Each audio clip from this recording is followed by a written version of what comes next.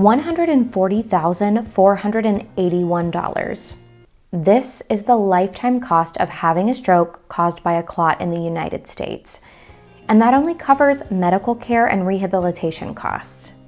While I'm not a financial or insurance expert, today I am going to walk you through some different financial resources that might be helpful to you after a stroke. Let's get into it. Where do I start? Start by understanding that you are going to have to advocate for yourself or for a loved one. At least in the United States, our healthcare and financial assistance programs are pretty broken. It takes a lot of work and persistence to get that necessary help, but there are options. How can I get my therapy covered? If you're already in therapy, ask your therapist for homework and express your motivation. Unfortunately, insurance only wants to keep paying for therapy if that person is making progress. So by letting your therapist know you're motivated and you want to keep working on it, that can help them keep justifying your need for therapy. Look for local occupational and physical therapy schools. They often have student-run clinics where students can get hands-on experience and community members have access to free therapy. You can also try to find therapy research studies with a focus on stroke recovery. They may be exploring different interventions or techniques around stroke recovery that you can get involved in and get access to free therapy or even be paid for your participation. How can I pay for my prescriptions? We'll start off by looking for what insurance will cover. If you're still left with a high number after that, don't worry, there are options. Reach out to your doctor's office. Ask them if they have any free samples of that medication in their office that they can send you or you can pick up.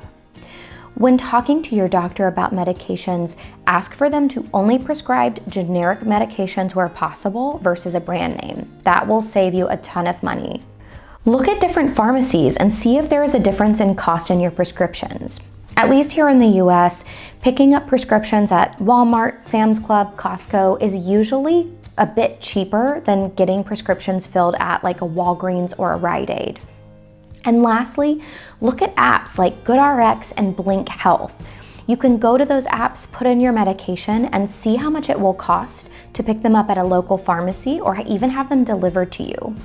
I am a huge proponent of using those apps to save you money because I have been using Blink Health for the past 5 to 7 years and it has literally saved my bacon several times and so much money. How can I afford medical equipment? Some insurance plans will cover the cost or most of the cost of a wheelchair, walker, or a hospital bed with a physician's prescription and a letter that justifies the need for those items. Some insurance companies will also pay for a bedside commode, but that also has to be a very justified need under certain circumstances. Everything else is pretty much on the patient to find. But don't worry, I have some tips and hacks for you. My favorite places to go to get cheap medical equipment are thrift or charity shops, yard sales, dollar stores, and even looking for open box returns on Amazon. You would be amazed at what you can find and how much money you can save. How can I get the most out of my insurance? If you're in the United States, start out by finding what your insurance company covers and look at past bills to see what they have covered before. And this might mean looking back over your hospital bills, your inpatient rehab stay bills. But my recommendation would be persistent. When you get a bill, call the number. Look through each of those line item charges and make them explain it to you. Because if they can't explain it, they shouldn't be charging you for it. Ask questions. If you notice that there was a charge for Tylenol that's 1,000% upcharged in the hospital than what you'd pay for it in store, ask, why is that the case? You will be surprised what these insurance companies will do and change when they get a little bit of pushback. Can I get assistance from the government? If you are unable to work after your stroke, you can look and see if your government offers some type of disability benefit. Here in the United States, that's provided through the Social Security Administration, and that's obtained by applying for Social Security disability insurance and by supplemental security income. Now, those two things are hard to get. You have to jump through a lot of hoops to get them, fill out a lot of paperwork, and may even have to get your doctor to sign off on some things. But if you can get them, they can give you a bit of a financial cushion. How do I make the most of the money I have? Now, I am not a financial advisor or a financial expert, but as an occupational therapist, part of my job is to help people with money management after an illness, disability, or injury. And one of the best tools at your disposal is budgeting. Now, I am not saying by any means that budgeting is the ultimate answer to a very complex problem, but it is a piece of it. And one of the best places to start is by monitoring what your income is versus your expenses.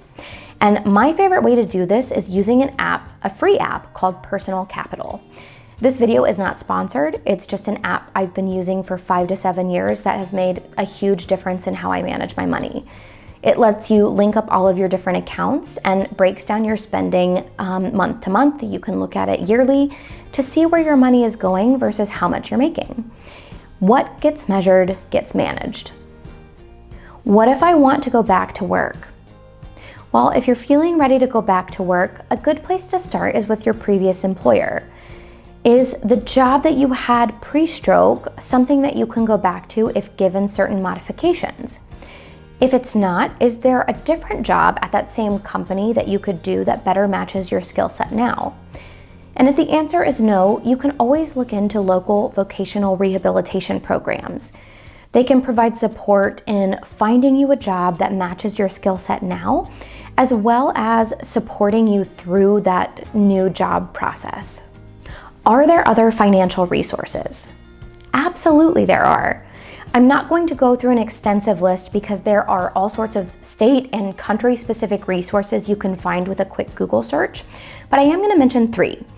The first 2, the Scott Coopersmith Stroke Awareness Foundation and the Stroke Victor Recovery Fund, both provide financial support to stroke survivors and caregivers.